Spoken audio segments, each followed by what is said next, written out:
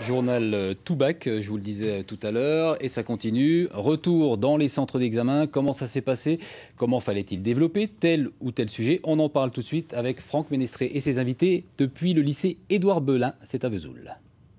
Bonjour à tous, bienvenue effectivement en direct du lycée Belin de Vesoul, un lycée qui qui accueillait ce matin 163 élèves des sections scientifiques pour la première épreuve du baccalauréat, la philosophie. À mes côtés, Dominique Ballon, le proviseur de l'établissement. Bonjour.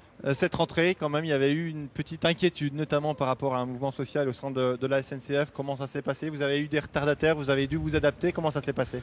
Écoutez, ça s'est très bien passé. Pour répondre à votre question, nous n'avons pas eu d'élèves retardataires. Sans doute la chance d'habiter en province. Tous les élèves étaient là, les épreuves ont commencé à l'heure. Rien à signaler de ce point de vue. Vous aviez eu des consignes quand même au cas où? Vous aviez mis des choses en place? Évidemment, nous avions des consignes qui nous demandaient d'accepter les élèves jusqu'à 1h30 après l'heure de départ, en reportant d'autant l'épreuve s'il était nécessaire de le faire. Donc nous pouvions accueillir des élèves jusqu'à 9h30, ça n'a pas été le cas au lycée Belin. Alors 8h, ouverture des enveloppes, et puis dans les classes, une ambiance studieuse. On va voir quelques images qu'on a réussi à glaner ce matin. Ça s'est passé comment à l'ouverture des enveloppes? Ça s'est bien passé. Écoutez, voilà, silence de plomb comme d'habitude. Les élèves ont présenté leur carte d'identité, leur convocation, et puis attendaient effectivement d'avoir le sujet sous les yeux. On va parler rapidement du côté sécurité. Comment on fait tous les ans? Ça, c'est une problématique qui revient. La triche, en philosophie, encore peut-être pas trop, mais quand même, vous avez des dispositifs particuliers? Oui, de toute façon, il y a effectivement maintenant le téléphone portable. Donc chaque élève pénétrant dans la salle doit éteindre son téléphone portable, le déposer dans son sac, et les sacs sont mis au fond de la salle. Voilà, par ailleurs, quand même, si toutefois certains n'avaient pas entendu la consigne, nous avons des détecteurs de téléphone portable et puis nous signalons à l'élève qu'il a été repéré et qu'effectivement il doit l'éteindre. Voilà, message reçu pour la suite. Alors aujourd'hui, épreuve de philosophie. On entre dans le vif du sujet avec vous, Nathalie Gartner. Vous êtes professeure de philosophie. On va parler des sujets de cette filière scientifique. Il y en avait 3 ce matin. Vivons-nous pour être heureux? L'artiste est-il maître de son œuvre? Ou une explication de texte de Descartes, extrait des règles pour la direction de l'esprit. Un sujet qui a eu du succès, vivons-nous pour être heureux. Alors comment on commence à répondre? Sur quelle piste il faut se lancer avec un sujet comme celui-ci? C'est un sujet qui est assez vaste, assez large. Je pense que ce qui est important dans un premier temps, c'est de définir ce qu'on appelle être heureux. Est-ce que être heureux, c'est satisfaire immédiatement l'ensemble de ses désirs, ce qui est après tout une définition possible? Et dans ce cas-là, est-ce que la vie humaine, l'existence humaine peut se réduire uniquement à la satisfaction immédiate des désirs? Alors justement, vous dites vie ou existence. Il fallait faire aussi cette distinction entre la vie et l'existence? C'est deux choses différentes? On peut normalement distinguer la vie dans son sens le plus large, c'est-à-dire la vie au sens biologique, et puis l'existence au sens de l'existence humaine. L'existant humain, c'est celui qui se projette en avant, qui a conscience de son existence. Il me semble que là, dans ce sujet-là, c'était pas la distinction qui était peut-être la plus attendue, c'était surtout le terme heureux qu'il fallait travailler. Il y a effectivement plusieurs sens possibles.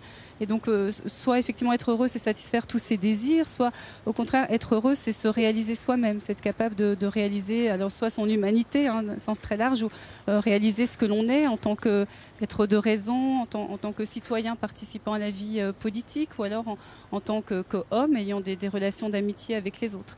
Donc la question, c'était, me semble-t-il, ça, est-ce que nous vivons pour parvenir au bonheur dans un premier temps, ou alors est-ce que nous vivons pour nous réaliser, et à ce moment-là, la réalisation de soi, ça serait la condition du bonheur? Et alors, il faut répondre oui ou non, ou forcément c'est de la philo, donc il faut trouver un juste milieu entre les deux? Répondre oui ou non, ça n'a pas tellement de sens, puisque la question est vaste. Ce qui est important, c'est de problématiser le sujet, c'est-à-dire de reformuler le sujet pour mettre en évidence un problème, et puis de construire une dissertation en mettant en évidence un ordre des arguments, en s'aidant si possible de références, et puis en évitant évidemment de donner son avis, parce que c'est pas du tout ce qu'on nous demande.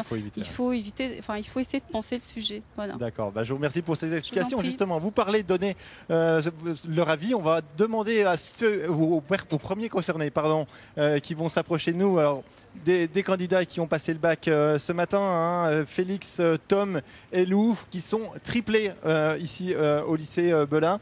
Alors, on va commencer dans l'ordre. Félix, vous avez opté pour quel sujet, vous, ce matin, à cette épreuve? Moi, j'ai pris un sujet de ES, donc c'est suffit-il d'avoir le choix pour être libre? Donc ça s'est bien passé, puisque c'est un sujet que j'apprécie. Donc ça va. Je pense avoir réussi. Comment ça se passe quand on est 3 pas exactement dans les mêmes classes, hein, puisque vous êtes en section voilà, en économique. On révise quand même ensemble. C'est plus compliqué d'avoir des frères et sœurs tout le temps à ses côtés, ou ça aide justement pour les révisions? On peut dire que ça aide. Par exemple, en mathématiques, moi, j'ai quelques lacunes. Donc Tom, qui est plutôt bon, il m'aide. Sinon, dans les autres matières, comme je ne suis pas dans la même section, c'est plutôt compliqué. Alors Tom, justement, quel sujet vous avez choisi vous, Alors, ce matin? moi j'ai choisi le sujet dont vous avez parlé, vivons-nous pour être heureux. Et alors? Donc je voulais tomber sur le bonheur et les désirs, donc j'ai pu mettre ce que je voulais dedans, donc c'est parfait. Et c'est quoi ce que vous vouliez mettre dedans alors? De quoi Et vous avez en parlé? fait, j'ai parlé, j'ai entendu Madame Garner qui disait de se lancer sur le désir, donc j'ai parlé de ça, donc ça me rassure un peu. J'ai parlé aussi du bonheur et contrasté entre le oui et le non. Donc je pense que ça s'est plutôt bien passé. Alors vivons-nous pour être heureux? Est-ce que ça veut dire que les gens malheureux, ils pourraient pas vivre? Non, c'est pas possible. Ça. On le sait bien malheureusement qu'on peut être malheureux. Oui. Après, je pense que c'était plus dans le sens où comment on demandait. Je pense que l'être après humain, c'est quelqu'un qui cherche par nature à être heureux. C'est un des buts principaux, je pense, de la vie après. D'accord. Lou?